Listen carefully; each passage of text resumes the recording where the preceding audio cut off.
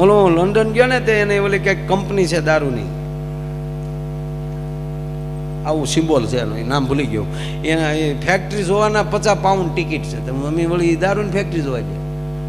તો એણે એવા ગુણની વાતો કરી ને સાહેબ, મને 3 કરોડની બોટલ દેખાડી, કેટલા વર્ષ જૂનો, અને આ પીવાથી આમ થાય ને આ પીવાથી થાય. આપણે એમ થાય કે બહાર નીકળતા આપણે એમ થાય કે ઓહો પી લેવાય થોડું, કારણ કે ત્યાં તો ઈ જ જ્ઞાન મળે ને. પીધું નતું મેં, એમ બટા ન પીધું,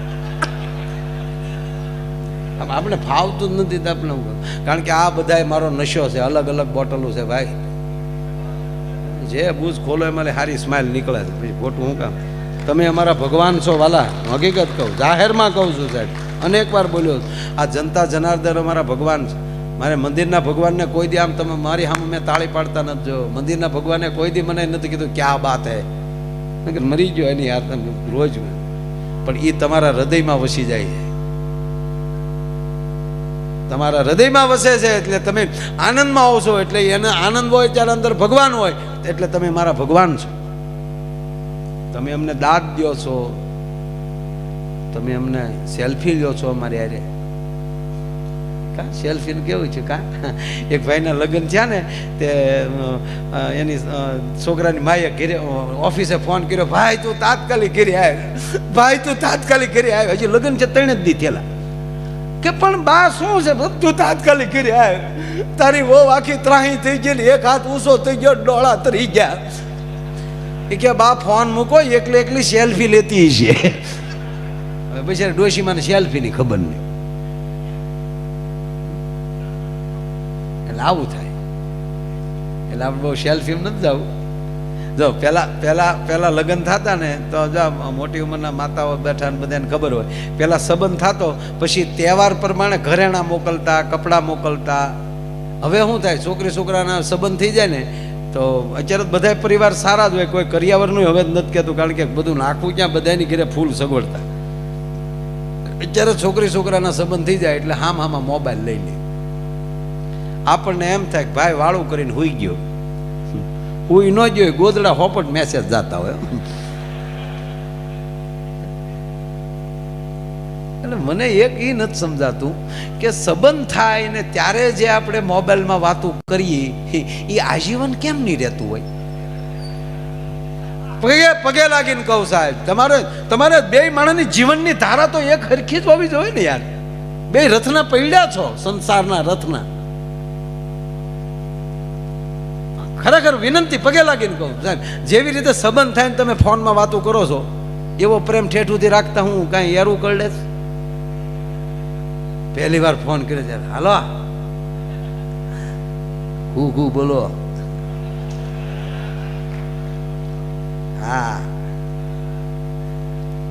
હવે પણ ઘડીક ન બોલે તો બોલ તો ખરી યાર, કાંઈક પ્લીઝ યાર, કાંઈક તો બોલે, કાંઈક તો. કેટલું મીઠું બોલે યાર, સવાલ જ નથી ને. ઓલી દીકરી કે મારા બાની બાજુમાં ઘડીક એક બાજુ વહી જાય ને યાર, કાંઈક તો બોલ સાહેબ, ખાલી 4 સેકન્ડ જાય, પ્લીઝ કાંઈક તો બોલ. અને લગ્ન થઈ જાય ને 20 વર્ષ પછી મૂંગી બેન આ ક્યાંથી આવે છે? આવું નહીં થવું જોઈએ. આવું અમને બધી ખબર છે નહીં. વેમિલાને કોઈ દી સંસારમાં પડાતું નથી. પુરુષની જાત વેમિલી છે, હું પોતે તમે જાહેરમાં કહું તમને. સ્ત્રીની જાત સહન શક્તિની પરાકાષ્ઠાએ પોગેલું કોઈ પાત્ર હોય તો આ દેશની સ્ત્રી છે, પરાકાષ્ઠાએ. તમે ગમે એટલા વાગે ઘરે આવો તો તમને પૂછાય નહીં ક્યાં ગયા હતા. લાવને જમવાનું દેને, એક દર થાકી ગયા હોય, લાવને ક્યાં ગયા, પણ તમે ક્યાં ગયા હતા, ક્યાં એક ફોન નહોતો લાગતો, બેટરી વહી ગઈ હતી ફોનનો. બરાબર, એક જસ્ટ વાત કરું છું સાહેબ. આ જ રીતે આ દેશની દીકરી ઘરે આવે તો તમે સ્વીકારી શકશો? કોઈની પત્ની આ રીતે રાતે 1 વાગે આવે તો તમે સ્વીકારી શકશો? આપણે છૂટા. કારણ એને પોતાને ખબર છે કે હું ઘરવાળી છું.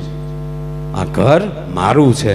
અને ત્રીજી વાત, અનેક વાર શબ્દોમાં કહેવાય ગયું છે કે બહેનોની બુદ્ધિ પાનીય હોય. હું કહું છું કે હા, પાનીય શું કામ? એ પગલું ભરતાય પણ વિચાર કરે છે કે મારે અહીંયા ડગલું ભરાય કે મારે અહીંયા ડગલું ન ભરાય. સાહેબ પૂછ્યા એમ કહેવાય વિચારા વગર ડગલું ન ભરી શકે, અને આપણે ખપ ખપ કરતા ક્યાં જાય એ નક્કી નહીં. સાહેબ ઘણા નથી હાજે પી ગયા ને વંડીએ પડકે આ વંડી કોણે કરી નાખી હતી તારીમાં, તું ડબલું નાખી ગયો અત્યારે.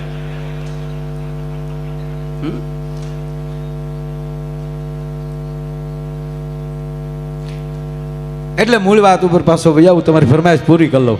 અને એમાંય જો આ લગ્નની વાત આવે ને ભાઈ, એટલે બહુ ફરમાઈશ પણ આ બહુ કર્યો.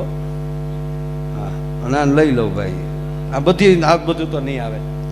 એ પછી બીજો પ્રોગ્રામ રાખો કે હા એક પ્રોગ્રામમાં એટલું બધું ન લઈ લેવાય, એ પછીનો પ્રોગ્રામ રાખો. પણ આ લઈ લો, હા મને લઈ લઉં નહીં. હવે મારી ફરમાઈશ ચાલુ થાય, બધાની ફરમાઈશ બેન આ બધી હકેલીને મૂકી ગયો. આ બધી આ એ ફરમાઈશ આમાં આ બધી વીણીને ભાઈ બીજા પ્રોગ્રામ વખતે મને દેખાડજે, હાશવીને રાખજે ત્યાં સુધી. પણ મને મારી ફરમાઈશ છે સાહેબ. જો ભજનમાં અને લોકગીતમાં અને શ્લોકમાં કે લગ્ન ગીત હોય, આપણું એક પણ સાહિત્ય જરાય સાહેબ શેઠ હળવું પડે એવું નથી. જો એવા ભજન ગવાતા હોય અને એવા ભજનમાં માણા ઉતરી જાય એટલે સંન્યાસ લઈ લે, બરાબર. પણ એ જ સંન્યાસી ગામડું ગામ હોય અને દીકરાના લગ્ન થતા હોય અને આપણી ગામડાની માતાઓ બેઠી બેઠી જૂના લગ્ન ગીત ગાતી હોય અને એ ગીત એ સાંભળી જાય ને તો સાહેબ સંન્યાસનો ત્યાગ કરી અને ભણવાનું મન થાય. આ ખોટી વાત નથી કરતો સાહેબ. કેવા ગીત આપણા ખાસ ફરમાઈશ લઈ લઉં બે ગીત. એમ ગાંધી બાપુ ને વલ્લભભાઈ ને બધા બેઠા હતા, બીજા હતા બે ત્રણ જણાએ ગાંધી બાપુને પૂછ્યું કે હે ગાંધી બાપુ, અત્યારે વિશ્વ સુંદરીનું કોઈને બિરુદ દેવું હોય તો અત્યારે રૂપાળામાં રૂપાળું કોણ? તો ગાંધી બાપુ શું કે કસ્તુરબા. હકીકત હા, કારણ કે રેકોર્ડિંગ થાય કોઈક મારે આપણે આવું બહુ વાત કરી. આપણા રાષ્ટ્રપિતા તે એ બધા દાંત કાઢવા મળ્યા. તો ગાંધી બાપુ કે દાંત શું કામ કાઢો? કે બાપુ બરાબર છે. ગાંધી બાપુ આમ બીજું કહેવાય ને, કસ્તુરબા આખા બેઠા બેઠા રેટીઓ કાઢતા હતા. એને હાથ કે રે છોકરા અહીંયા આવો, શું બધા હસો છો? કાંઈ નહીં બા, કે અહીંયા આવો નહીં, બાના દીકરા થતા. હું બાપુ કે પછી જો કસ્તુરબાઈ ગાંધી બાપુ ને બાપુ જ કહેતા, અને બાપુ તે કસ્તુરબાને બા કહેતા. આવું હામું કહીએ કે ને એ ગમે એમ કહીએ કે કે બા મેં અમારા બાપુને પૂછ્યું કે અત્યારે રૂપાળામાં રૂપાળું કોણ? તો બા રેટીઓ કાઢતા બંધ થઈ જાય કે કોનું કીધું? નગર કસ્તુરબાના આપણે ફોટા જોયા જ છે, રાખના ઢગલા પર પાણીના સાંટા નાખ્યા હોય એવું જ બાનું રૂપ હતું. એવા રૂપાળા તો વિશ્વ સુંદરીનું રૂપ તો ન જ હોય ને એવું, એટલું બધું તો રૂપાળા તો બા નહોતા જ તે. અને રૂપાળા બા નહોતા એ વાત એટલા બધા તો નહોતા જ એમ. તોય પૂછ્યું કે અમે બાપુને આવું પૂછ્યું ને કે રૂપાળું કોણ? આપણે વિશ્વ સુંદરીનો સન્માન એવોર્ડ દેવો હોય તો કોને દેવાય? તો અત્યારે રૂપાળું કોણ એવું મેં પૂછ્યું. તા તો બા કે કીધું કોનું નામ આપ્યું? તા કે તમારું. તા કસ્તુરબા કે ગાંધી બાપુ કોઈ દી ખોટું ન બોલે.